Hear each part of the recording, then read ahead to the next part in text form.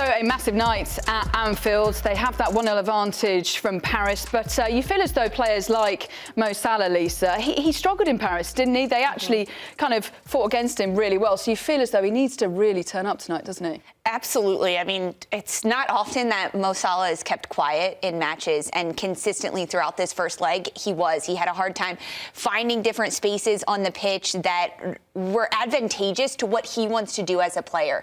That is okay in tight spaces. He's fine with that, but they weren't finding him in those chances. Tom, I mean, we're looking at these stats here. This is so unlike Mo Salah, isn't it? No shots, 0 chances created. I mean, he's going to have to change things up tonight, surely. So the way I look at this is one, Nuno Mendes did an incredible job for PSG against him. I have not seen a defender really, again, he had help. They did well as a team. But Nuno Mendes, there was a few 1v1 opportunities where he completely shut down Salah, and I have not seen that in a long time. So well done to Mendes. The other side of this, we see 86 minutes played.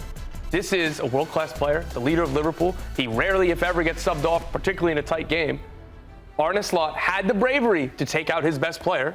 And I'm normally of the opinion, I don't care how bad Mo Salah is playing. I don't care how bad Ousmane Dembélé is playing in any given day. You keep your best player on the field. And Arne Slot had the bravery to take him out. Harvey Elliott scores on his first touch, and I think that's a masterclass too. How did Nuno Mendes do in the marking of Harvey Elliott? Not great on that one.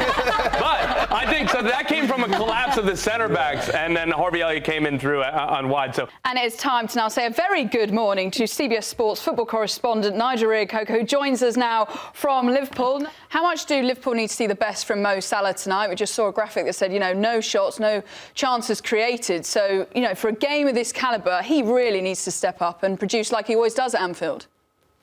He does, but you touched on it well when you talked about the Anfield atmosphere, the special nights. We've seen Anfield when Liverpool had a tremendous tie and turned that tie around Barcelona. I think it's more important on the Anfield fans tonight than anything else of the players, because we already know the players have got the resilience, but it's the Anfield crowd that can get them and carry them over that final hurdle, because we know how special it can be on nights like this, especially for big games. The players already have the respect about Paris Saint-Germain and how difficult a team they'll be. But the Anfield special fans, faithful, have to be on loud voices tonight. There's something that happens to players that you can never put into words when you play at big clubs and it's a big game and the fans know it and they get behind you. The adrenaline that pumps in you as players for every tackle, every challenge when they sing, it's something that you'll never be able to put into words. And it's nothing that, no matter how much money you have, because of going through the journey of making it as a professional football player and playing in that environment, you can never pay for an experience like that. So that's why I think the fans have to be on form tonight to get Liverpool over this hurdle. Darwin Núñez came in. He was another substitute in this game. That's what changed this game. Again, Alisson is the headline. He was unbelievable. But off the bench, Liverpool, they stayed in the game long enough to give themselves a chance. And then the substitutes made the difference. Yeah, I mean, Alisson said he had the best game in his career, Nico. I mean, can he do it again? Yeah, I mean, he's probably going to have to come up big with a couple of saves. It'll be difficult for PSG to replicate the performance that they had in the first leg. They were completely overwhelming Liverpool in every category. And to do that at Anfield, it is going to be difficult. Personally, I don't envision the same game being played out.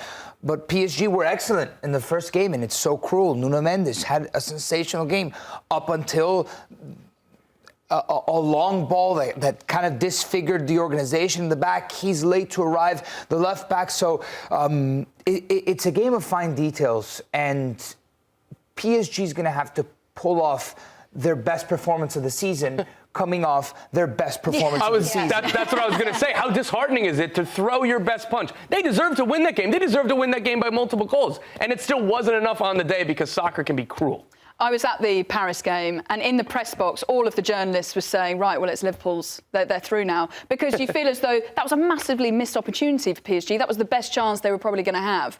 And even, like, the atmosphere at Anfield is so special on European nights. I was lucky to be there for Liverpool against Real Madrid.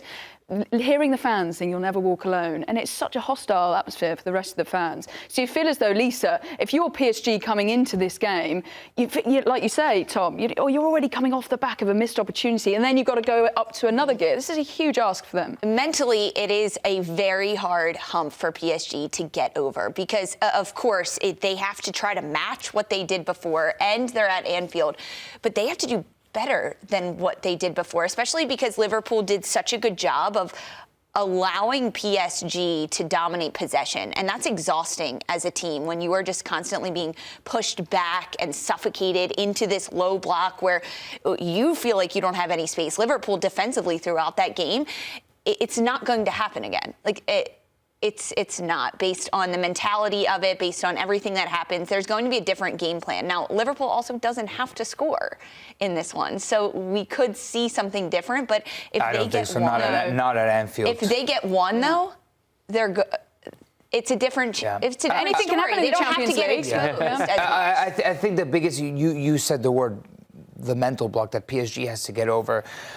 There's an aura that Liverpool carries in the Champions League, and we'll take a look at the 22 right now of that we envision playing today. But the team on the left has this ultimate desire and this aura in the Champions League that they've built, that a lot of these guys have gone in and succeeded with. And PSG, frankly, as a club, they don't have that aura in the Champions League. It's a certain DNA that you carry with the crest, and although that's not on the field, that energy does surround you. So PSG are going to have to get over ghosts of the past and put up a performance that is going to have to be historic.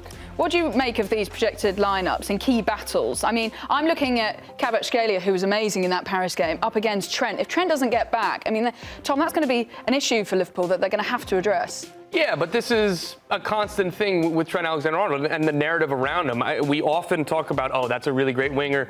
Trent, oh, maybe he's not so great defensively. It's going to be difficult. I like to focus on what a player can do, and him stepping into the midfield and spraying passes and how integral he's going to be for a game that Liverpool should have the ball more, definitely will, more than leg one. And everything else that he does, like, I'm good with that trade-off. Plus, the axis of McAllister and Gravenberch in the midfield is so strong, and they know how to shade towards Trent when Trent steps into the midfield. Obviously, Konaté and Van Dijk can cover so much ground. It's such a boost for Trent to be able to do all the things he does in the attack. While, again, like, he doesn't not have any defensive responsibilities, but he has a lot of cover around him where this isn't just a 1v1 situation. No, that's what PSG are going to try to do, because if you isolate Trent, even Robertson for that matter, that's how they're going to win this game and get back into this game, is isolating the fullbacks. Yeah, even Barcola on that right-hand side with Hakimi 2v1 against Robertson. There were a couple moments that Robbo got caught out that it didn't look great. I'm very interested to see how PSG's midfield responds. They were so great in the first leg. Vitinha, João Neves, Fabian Ruiz, they're sensational. They in that arm wrestling match, they were a big reason why PSG were so strong one way, and then the front three kind of just do them because they have so much quality. Now at Anfield, in an adverse atmosphere, when they will be feeling some of that adversity, how do they offer that balance? It's going to be an interesting dynamic at play where you know that at Anfield, Liverpool's going to exercise a lot more control. I mean, you can't exercise less control than you did in the first leg. And that's why at Anfield, historically, this season, and for so many other seasons, but specifically this Arne Slot Liverpool team, except for one game against Nottingham Forest, they've been so good. Yeah, in terms of control, Virgil van Dijk and Ibrahima Konaté are going to have to deal with Ousmane Dembélé, who's in the form of his life, 25 goals in all competitions. Tom, do you feel as though, bearing in mind that's such a strong centre-back partnership, they should be able to deal with him better tonight? Absolutely. Like, this is a world-class pairing, and you talk about control. I think that's where it's going to come in more. Them being on the ball, the midfield duo, or the deeper-lying midfield duo, having more say in the game, having more control. Like what Nico said, the push-pull, the arm wrestling match in the midfield. The further that Liverpool can push that forward, the better it's going to be for the defenders, and the less isolated they're going to feel against Dembélé, the less under pressure and defending deeper and deeper and deeper. I forget if it was Van Dijk after the game saying that, like, yeah, we fell too deep into Alisson's lap, and we forced him to do too much. We need to be more proactive to move forward. Anyone else that you're going to be looking out for tonight, Nico?